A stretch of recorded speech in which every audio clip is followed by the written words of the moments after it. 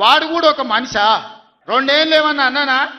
ఆయన మన బయటకు వచ్చి ఇక చూస్తా, తోలు తీస్తా, తాట తీస్తా, ఇక నీ సంగతి చెప్తా అన్నాడు. రా బిడ్డ రా, రా రెడీగా ఉన్నారా? నీ నీ ముఖం ఎప్పుడన్నా చూసుకున్నావులా అద్దంలా? పేడమూతి బోడిలింగం, నువ్వు కూడా నా గురించి మాట్లాడతావా? నీవెంత, నీ స్థాయి ఎంత? చెప్పిన గజ్వేల్కి వస్తా బిడ్డ, నీ నెత్తి మీద కాలు పెట్టి తొక్కుతా అని. నీ లాగులో తొండలు ఇచ్చి కొడతా బిడ్డ నేను అనుకుంటున్నావేమో. నా సంగతి ఇంకా తెలియదు. మీ నాయనని అడిగి ఇంటికి పోయి చెప్తాడు.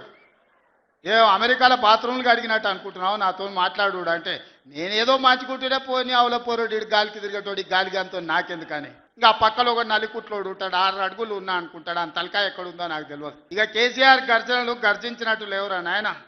మన గాడిదలు ఏం చేస్తావా? ఒండ్ర పెడతాయా? ఏమంటారు గాడిదలు? నీ తోలు సంగతి చూసుకో.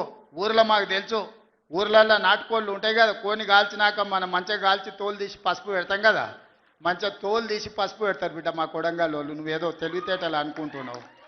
ఈ తమాషా మాటలు, ఈ అతి తెలివితేటలు కట్టి పెట్టుకో.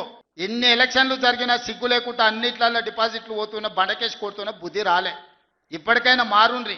కానీ మాట్లాడ మొదలు పెడితే నువ్వు కాదు కదా, నడువుకు రాయి కట్టుకొని ఆడ ఉన్న మల్లన్న సాగర్లో దుంకి చచ్చిపోతావు. మల్లన్న సాగర్ కాకపోతే రంగనాయ సాగర్ల మెడకు తాడేసుకొని ఊరేసుకొని చచ్చిపోతావు. చంద్రశేఖర్ రావు గారు, నన్ను గెలకకు. రేవంత్ రెడ్డి మాట్లాడితే బూతులు మాట్లాడుతున్నాడు. నువ్వే ఈ రాష్ట్రానికి విద్యాశాఖ మంత్రివి, నువ్వే ఈ రాష్ట్రానికి ముఖ్యమంత్రివి. మాటలు పెద్ద పెద్దగా మాట్లాడతావు కదా. నిన్ను చెట్టుకు కట్టేసి లాగులో తొండలు జొరగొట్టి అప్పుడు అర్థమవుతుంది నీకు. ఈ అనాథ పిల్లలకు కూడా అన్నం పెట్టని రేవంత్ రెడ్డిని కొరడా దెబ్బలు కొట్టినా తక్కువే, చెట్టుకు కట్టేసి లాగులో తొండలు జొరగొట్టినా తక్కువే. నీకే మాట్లాడొస్తుందా? మాకు మాట్లాడరాదా? నువ్వు మాట్లాడిన బూతులేంది, నువ్వు మాట్లాడిన మాటలేంది? ఇదేనా పిల్లల మీద నీకున్న ప్రేమ? అంటే నీకు తొండాల లాగులు జొరగొట్టుకోడు ఎవరు లేడనా నీ లాగులో? టైం వస్తుంది బిడ్డ, నువ్వేదో బిర్ర వీగుతున్నావు, అహంకారంతో కళ్ళు నెత్తికెక్కి మాట్లాడుతున్నావు. మళ్ళీ గెలుస్తా, 2/3 గెలుస్తా అని పెద్ద శపథాలు చేస్తున్నా అని మాట్లాడుతున్నావు. వెనకడ కూడా గిట్లనే శపథం చేసినావు. కొడంగల్లో ఓడిపోతే రాజకీయ సన్యాసం తీసుకుంటా అన్నావు. పొల్లు ఒడగొట్లే నిన్ను కొడంగల్లో.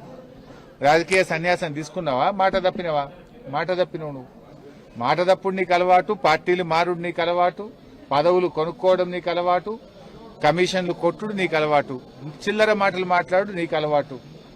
ముఖ్యమంత్రి నీవు గల్లీ స్థాయి నాయకుడు అనేది మళ్ళీ ఒకసారి రుజువు చేస్తుంది. నిజమే, మాకు రాదా భాష? వాడెంత గొట్టంగాడు, కేసీఆర్ కాలి గోటి సరిపోడు అనొచ్చు. మేము కూడా మేము అనడం లేదు. నువ్వు రండవు, నువ్వు కొజ్జవని కూడా అనొచ్చు, మేము అనడం లేదు. నీకు కేవలం అది ఒక్క భాష వచ్చు కావచ్చు, మాకు అన్ని భాషలు వచ్చు, అన్ని పద్ధతుల్లో మాట్లాడవచ్చు. రండలు మాట్లాడే భాష అది. ఇతరులు చావు కోరుకోవడం అనేది రండగాలు చేసే పని, కొట్టాడేటోడు చేసే పని కాదు. ఒకటి దంతుంటే ఇంకోడు కింద పడి బొర్రెటోడు మాట్లాడే మాటలు అవి, శాపనార్థాలు పెట్టే మాటలు. మురికాలో కంటే అధ్వానమైన నోరైన సంగతి కూడా తెలుసు. నువ్వు కేసీఆర్ స్థాయి కాదు, ఆ విషయం మొదలు గుర్తుపెట్టుకోను. ఎక్కడ మాట్లాడింది ఎవడన్నా ఎన్నికైనా కొత్త సర్పంచ్లకు చెప్తే కదా, నువ్వు డెడికేటెడ్ గా పనిచేయండి, అందరు కలుపుకొని పనిచేయండి, ప్రజలు మీకు ఇచ్చిన బాధ్యతలను పూర్తిగా నెరవేర్చండి, మీ విజయం సాధించండి అని చెప్పొస్తారు ఎవరైనా. నీ చెత్తవాగుడుతోని వచ్చిన వాళ్ళ బ్రెయిన్ జడగొట్టి ఏం సమాచారం తీసుకుపోయారు, వాళ్ళు ఏం మోసుకపోయారు నీ దగ్గర నుంచి మెసేజ్, ఇట్లా బూతులు మాట్లాడాలి కావచ్చు మేమని మోసుకుపోయారు. ముఖ్యమంత్రి అంటూ మాట్లాడేటప్పుడు సో ఉండాలి కదా. కేసీఆర్ ఏదో ఈ రాయి కట్టుకొని నిలబడసావు, ఆ రాయి కట్టుకొని నిలబడసావు అని మాట్లాడుతున్నావు కదా. ఒక్కటి వాస్తవం నేను చెప్తున్నా, సాధారణ ఎన్నికలు వచ్చిన మరుక్షణమే ప్రజలు నువ్వు ఎక్కడ రోడ్డు మీద కనపడ్డా తప్పకుండా బండరాలు నీకు గట్టి హుసేన్ సాగర్ లోనో మూసిలోనో పడేస్తారు. ఆ పరిస్థితి వస్తుంది నీ పార్టీకి, నీ కాంగ్రెస్ పార్టీకి. నీకు ప్రజలే బండరాలు గట్టి